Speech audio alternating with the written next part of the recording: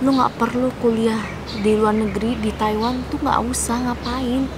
Capek-capekin lu aja, sumpah.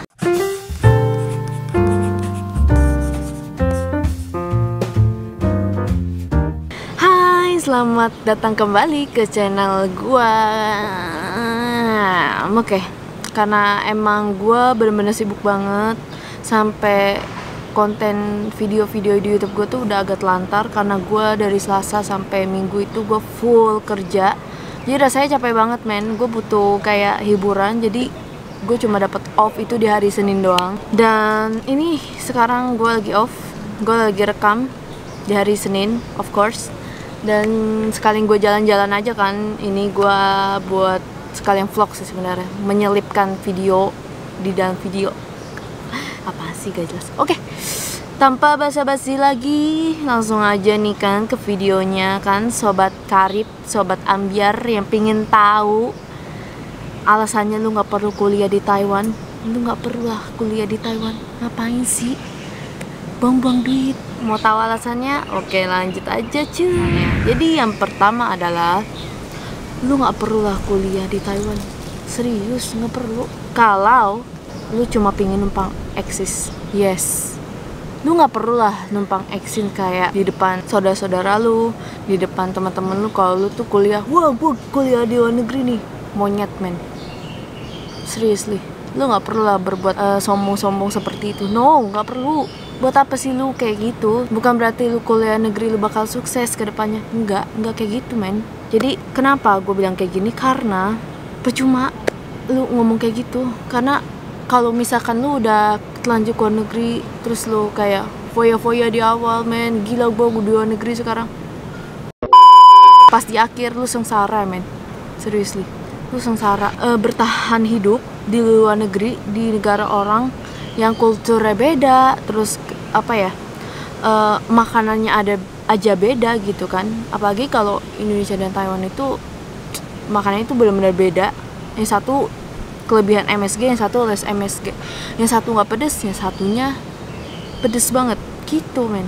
Kalau gue bisa milih apakah gue mending tinggal di Taiwan atau di Indonesia, gue kayaknya pilih Indonesia deh. Kecuali kalau emang tujuannya awal, yes, gue pengen belajar bahasa Cina, gue pengen ini, it's okay. Tapi kalau cuma buat numpang eksis, forget it, man, seriously. Oke, lanjut aja yang kedua. Gak tahan banting. Yes, kalau lu cuma niatnya di awal kayak nggak apa-apa, namanya luar negeri itu pasti capek, terus gue bakal tahan kok kalau kerja sambil kuliah. Gue awal-awal juga ngomongnya kayak gitu, cuy.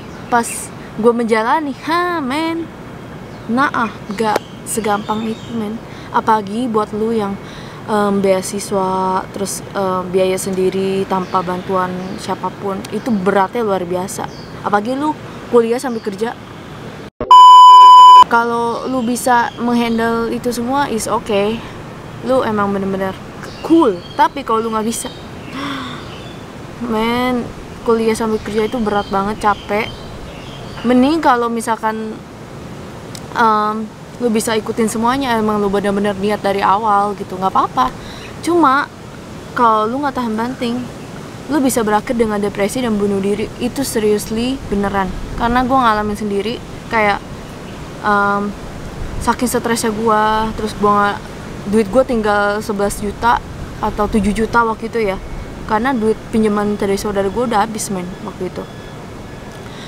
Gue stres banget, jadi gue menyisikan duit itu cuma ya udah gue pulang aja lah, yang penting beli tiket pulang. Jadi tapi gue stres banget, maksudnya kayak gue kayak merasa orang gagal gitu loh. Masa gue kuliah berhenti gitu kan, kayak rasanya mempermalukan keluarga, terus orang-orang yang terdekat sama gue tuh jadi terkecewa gitu loh. Maksudnya kayak gue gagal banget, masa gue nggak lanjut kuliah lagi sih gitu loh, men.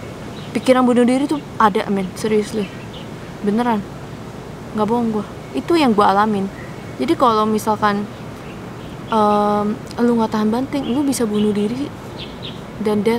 Tapi puji Tuhannya gue ya awal-awal pikirannya emang kayak gitu, karena segala beban tuh banyak di pikiran gue. Jadi gue nggak tahu mau share ke siapa gitu. Jadi campur aduk gitu, sedih, marah, emosi tuh semuanya, emosi negatif tuh ada di pikiran lu gitu loh geng.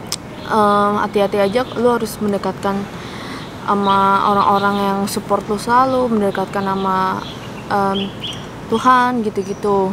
Jadi bener-bener lu tuh harus kuat lah, maksudnya beneran, dan tentunya dikelilingi sama orang-orang yang positif seperti itu. Dan puji Tuhannya gue nggak ada pikiran sama sekali buat bunuh diri, no Errol, seriously no.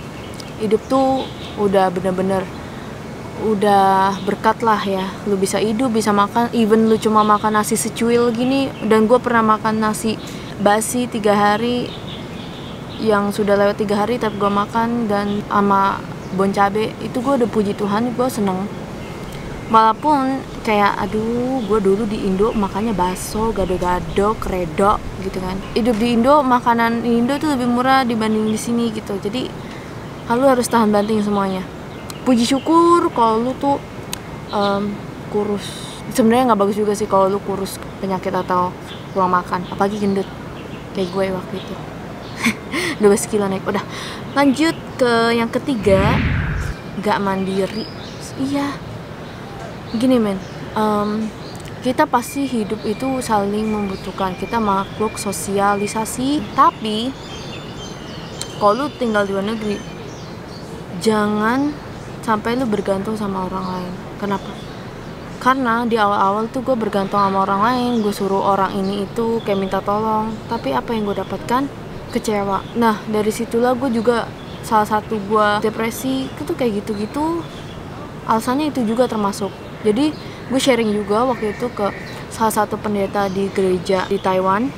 Nah gue bilang kayak, gue ceritain semua segala rasanya gue itu.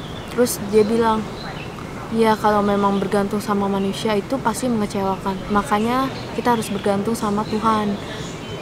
Itu benar gengs. Jadi jangan terlalu bergantung sama manusia. Kita boleh minta kayak minta tolong atau minta ini itu, tapi jangan terlalu minta tolong banget, karena semua juga lu harus serba urus sendiri di sini.